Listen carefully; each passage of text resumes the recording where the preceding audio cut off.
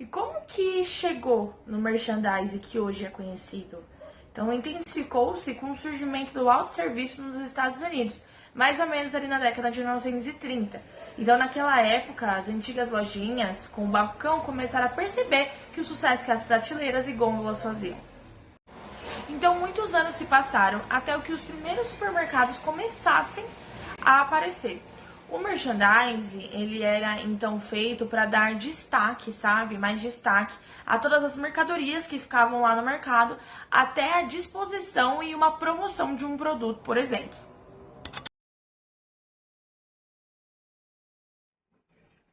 Depois que vocês entenderam melhor de como surgiu o merchandising, vamos entender aonde a gente pode estar espalhado e quais são os conceitos básicos. O que é o varejo, pessoal? Então, o nome varejo, ele é utilizado para designar a atividade de venda que é feita diretamente ao consumidor final e para uso pessoal e não comercial. Então, o varejo são as pessoas, são as famílias que compram para consumo próprio, para utilizar ele dentro de casa mesmo. E o atacado, ele é o quê?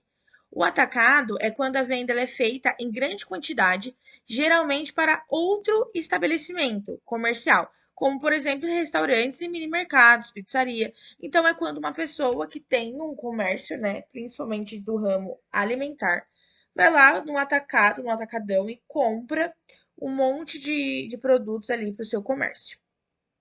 E agora está muito em alta, né? Está muito conhecido o atacarejo, que são empresas que vendem com um preço um pouco maior para o consumidor final, que é o varejo, né? O varejista, e um preço um pouco menor para cliente que leva uma quantidade mínima do mesmo produto, atacado. Então, gente, o atacarejo é nada mais é do que a junção do varejo e do atacado, né? Dentro de um só comércio, de um só mercado, um PDV, tá bom?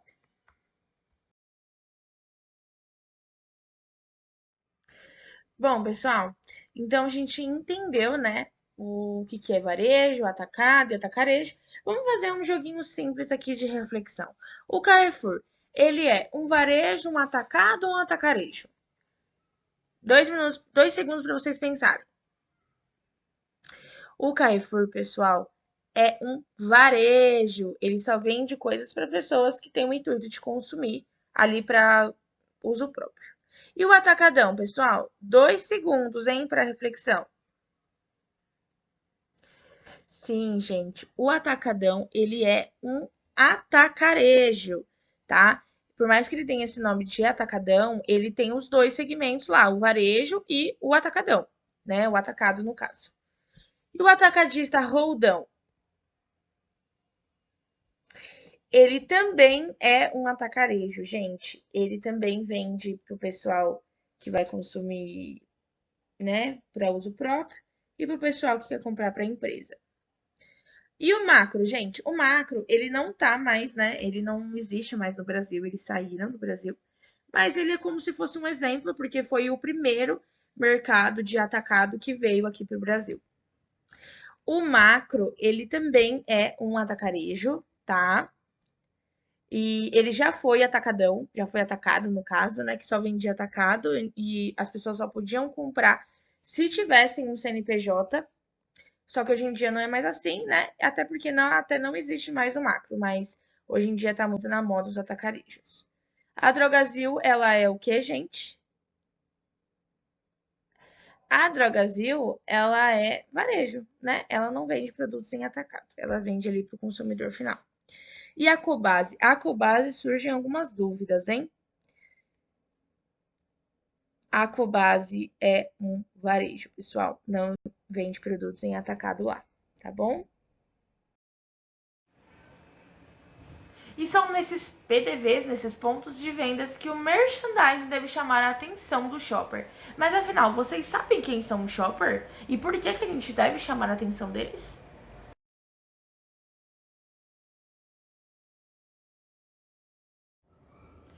Então vamos entender também qual que é a diferença entre shopper e consumidor? O shopper, gente, é a pessoa que lá no ato da compra, né, no caixa, vai lá e paga a compra. Mas não necessariamente ele é o consumidor. Né? Agora, o consumidor final, ele pode também pagar, só que ele vai consumir aquele produto no final de tudo. Exemplos. Quem é que come a ração de cachorro? O cachorro. Mas quem é que paga essa ração pro cachorro? É o shopper. Sou eu, a dona dele, no caso. O bebê é a mesma coisa. Você é mãe de um neném, por exemplo, ou pai de um neném. Você vai lá e compra a fralda, compra o que precisa, né? Os materiais que precisa pra cuidar do bebê. Lencinho, pomada e essas coisas. Você vai ser a pessoa que vai consumir? Não, mas você é a pessoa que paga. Então, o intuito do merchan é chamar a atenção dessas pessoas, do shopper, que não necessariamente vai comprar algo pra ele, mas, né, vai pagar ali no ato da compra. Pessoal, tudo que a gente for ver nesse treinamento tem um intuito de alavancar as vendas, a chamar a atenção do shopper, né, e vender mais.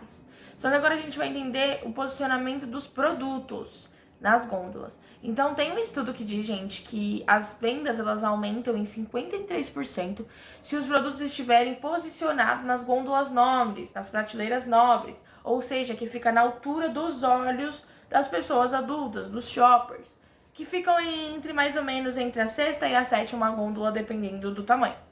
Mas tudo isso depende de qual segmento o cliente é. Se for um cliente que tem um segmento mais voltado para o público infantil, então o interessante é que os produtos estejam posicionados nas gôndolas que são mais perto do chão, porque isso fica na altura dos olhos das crianças, né? Então, esse estudo ele é válido para os dois públicos, tanto o infantil quanto o público adulto, só que posicionamento dos produtos devem ser alternados.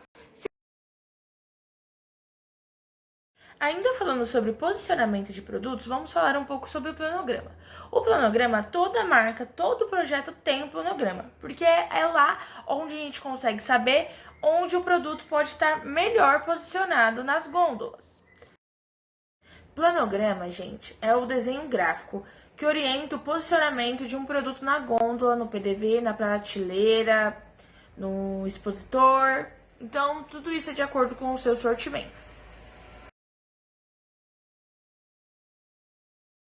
Falamos sobre posicionamento, agora vamos falar sobre precificação de produtos. Gente, produto sem preço não vende. É muito importante que todos os produtos que a gente está posicionando, que a gente está expondo ali na gôndola, eles devem estar devidamente precificados e, claro, com os preços corretos pela rede dos supermercados. Porque também não adianta nada ter uma precificação lá, mas na hora que o cliente for passar no caixa, né, tá trocado as etiquetas ou o valor está ao contrário. Para a gente evitar esse tipo de conflitos, sempre deve verificar quais são as promoções, quais são as precificações, se alterou o preço e etiquetar esses produtos que você está expondo nas gôndolas. Pessoal, a data de validade dos produtos também é indispensável a gente olhar. Então, se aquele produto, aquela marca tem data de validade, a gente precisa estar verificando com muita constância. Então, a gente tem dentro do PDV duas siglas, né? Tem mais também, tudo depende de como é falado aí no seu projeto. Mas a gente tem a sigla FIFO ou PEPS, né?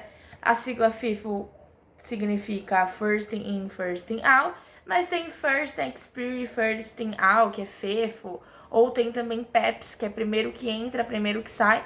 E a diferença entre essas duas siglas é somente que uma é em inglês e a outra é em português. Só que qual que é o contexto dessas siglas, né? É que os primeiros produtos que chegam em estoque, eles devem sair primeiros da loja. Então, por exemplo, agora falando de estoque, mas agora falando sobre PDV mesmo, lá na loja mesmo, lá no pátio, digamos assim. Se você pega uma caixa para abastecer uma gôndola, né, você deve sempre colocar os produtos que estão lá mais tempo para frente e colocar os produtos que estão com a data de validade mais longa para trás, né? Porque as pessoas que vão passando, elas vão comprar, vão pegar o primeiro ali, elas vão consumir primeiro e aí não corre o risco de perder a validade.